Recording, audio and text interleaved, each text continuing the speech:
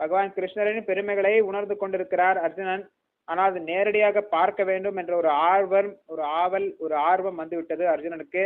அந்த பெருமைகளை நேரடியாக பார்க்க வேண்டும் என்ற ஒரு ஆவல் வந்துருச்சு. அந்த ஆவலை இப்போ கிருஷ்ணர் திருப்தி செய்கிறார்.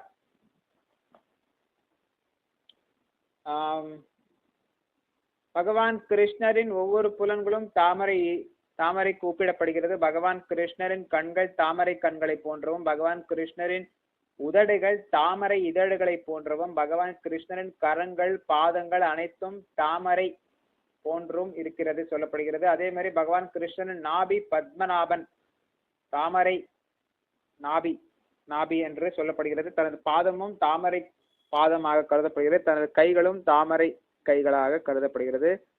ஒவ்வொன்றும் தாமரைக்கு ஒப்பிடப்படுகிறது. பகவான் கிருஷ்ணரின் கண்கள், அவர் உதடுகள், அவரது நாபி, அவரது கைகள்